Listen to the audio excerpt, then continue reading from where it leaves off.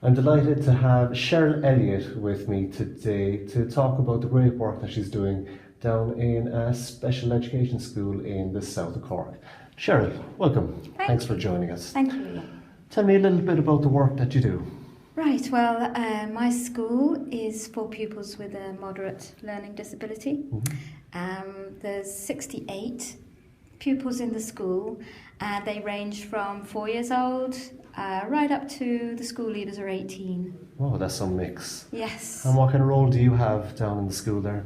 Right, well, I've been the IT coordinator, the ICT coordinator for 18 years, Right. and I am the class teacher of the school leavers, Okay. so the 17, 18-year-olds.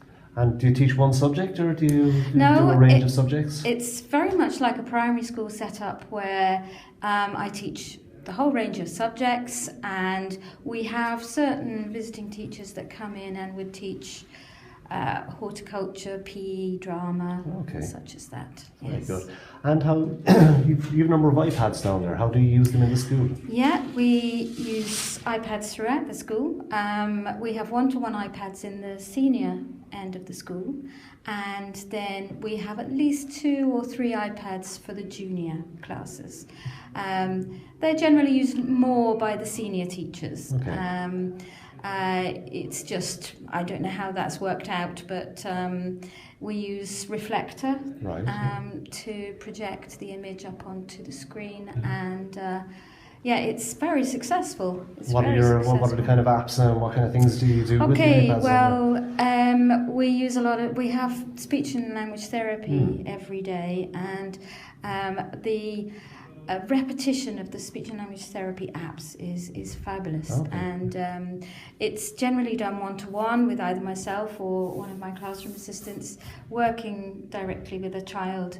But we also use them for visual schedules and timetables, and I use GarageBand a lot, and iMovie and Keynote.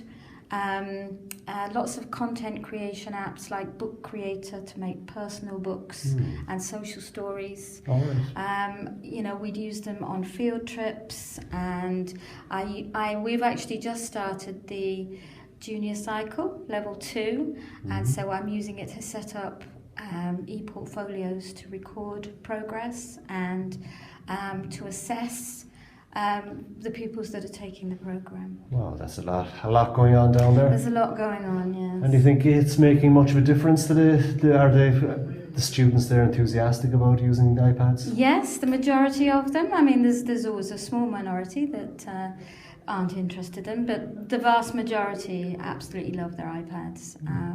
They own their own iPads, generally speaking, and I even use iPads for homework via iTunes, via the iTunes U, and I've created a homework course, and I change it every Sunday to give them new apps and new projects to do in the coming week. And they really enjoy that, because by the time they get to 17, 18, they're pretty fed up with the workbooks. Right, so they vary it up a bit. Yep, and they enjoy using the iPads. Have you any particular stories to tell from the school? Right, well, I actually had a pupil, he left a couple of years ago now, but so it was when iPads really first came out in 2011. And he was in my class, and he was an elective mute. He had autism, and he chose not to speak. And it was a real quandary for us, because we could hear him talking to himself, so we knew he could talk. Just in the classroom or walking down? In the classroom, walking down, in the playground. His parents said that he spoke very little, but he did speak at home. He's autistic, so it was very internal. It was like an internal dialogue that he had. Yeah. He wouldn't respond to questions. He basically chosen not to speak. Anyway, I tried introducing iPads into my class, and this young man took to the iPad immediately. Now, he had become obsessed with with Xbox games and things like that in the past, and he took to the iPad and he stuck on a pair of headphones, plugged it in, and I thought, oh, what a mistake. I mean, that's just going to internalise him even more. Absolutely. And did it turn out that way? No. What happened was he actually started buying music. We set up his own iTunes account. Okay. And he started buying and downloading music and videos. And he was so excited about this that he wanted to share it with other people. Oh. So I remember the day so clearly when he came up to me and he said, look. And he used words. What was your reaction to that? You could pick me up from the floor. I'd say so. Look.